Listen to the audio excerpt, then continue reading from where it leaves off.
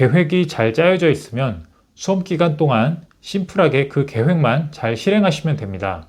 슬럼프가 찾아와도 흐트러지지 않고 필요한 것만 착실히 하면서 수험 생활을 단순하게 할 수 있기 때문에 계획을 잘 세우는 게 정말 중요하고요.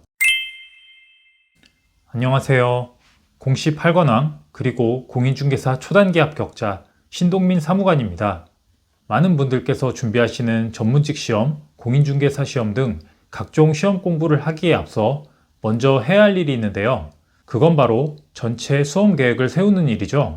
그래야 시험 전날 전 과목 1회독이라는 목표를 달성하기 위해서 언제쯤 뭘 해야 하는지를 알 수 있고 무엇보다 오늘 무엇을 공부해야 할지도 알 수 있습니다. 즉 이렇게 전체 계획이 있어야 하루나 일주일 단위의 세세한 계획도 짤 수 있고 시험 볼 때까지 자기에게 주어진 시간을 적재적소에 효율적으로 쓸 수가 있는 것이죠. 그래서 이번 영상에서는 전체 수험 계획을 세우는 방법에 대해 말씀을 드려볼까 하는데요. 일단 계획을 세우려면 뭐부터 해야 될까요?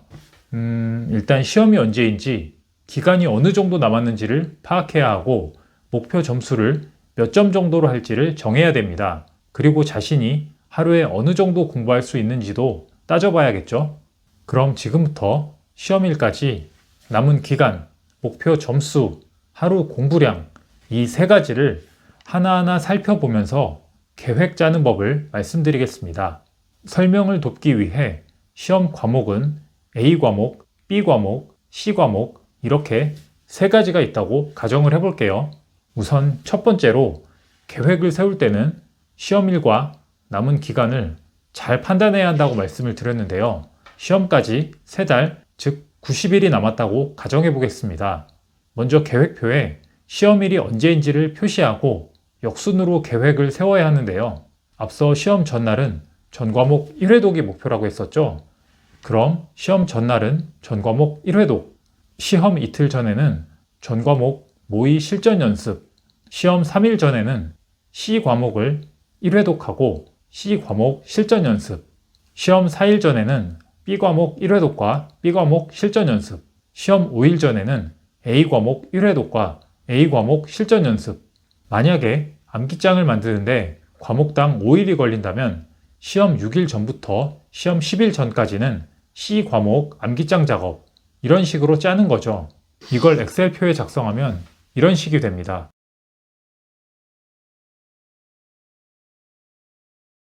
저는 전체 계획을 아침, 점심, 저녁 정도로 러프하게 나눠서 세웠었는데요. 그냥 하루를 둘로 나누셔도 되고 편하신 대로 하셔도 됩니다. 어차피 전체 큰 틀에 대한 계획이고 하루에 대한 세부 시간 계획이 아니기 때문에 시간 단위까지 너무 세세하게 짤 필요는 없고요. 물론 중간중간에 계획이 변경되기도 하고 휴식일도 넣어줘야 하겠지만 일단은 먼저 계획한 일들을 역순으로 쭉 넣어주면서 전체 기간이 얼마나 걸릴지 견적을 내봅니다. 아까 시험까지 남은 기간이 90일이라고 했었는데 암기장을 만들기 전까지 각 과목당 5회독을 목표로 하고 일단 계획표를 채워볼게요. 과목당 1회독 기간은 10일, 2회독은 5일, 3회독은 3일, 5회독은 하루 이렇게 걸릴 거라고 가정을 해보겠습니다.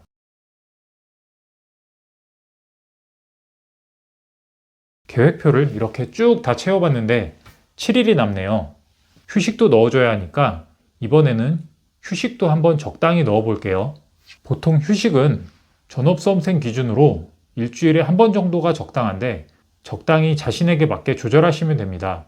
그리고 보통 한 과목 회독이 끝나거나 특정 시기가 끝났을 때마다 하루씩 쉬면 좋은 것 같고요. 근데 90일 계획은 특성상 시험이 임박한 상황이기 때문에 매주 쉬는 것보다는 조금 더 타이트하게 일정을 잡는 게 좋은데요. 그래서 저는 남은 휴식 7일을 특정 시기가 끝난 타이밍에 적당히 한번 끼워 넣어 봤습니다.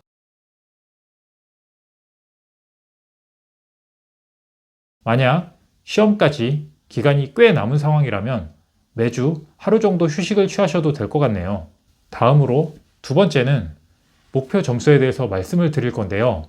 보통 목표 점수는 실제 시험 합격선, 즉 커트라인보다 10% 정도 높게 잡고 공부하시는 게 좋습니다. 일반적으로는 시험 성적이 목표 점수보다 낮게 나올 가능성이 높거든요.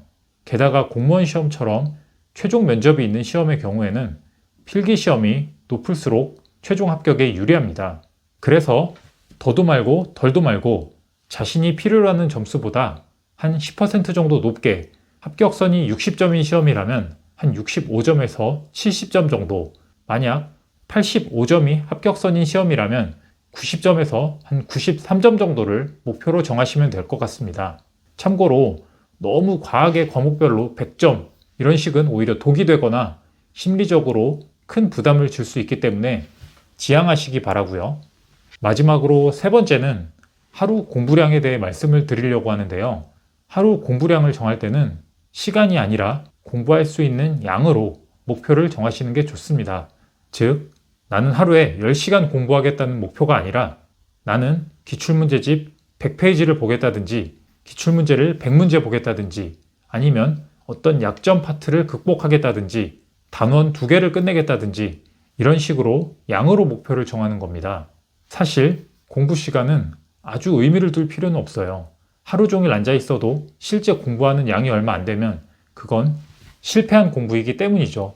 저도 일단 한 과목 회독을 시작하면 그 과목을 최대한 빨리 끝내기 위해서 분량으로 목표를 정했었고 가능한 한 계획한 일정보다 빨리 끝낼 수 있도록 전력을 다했었습니다.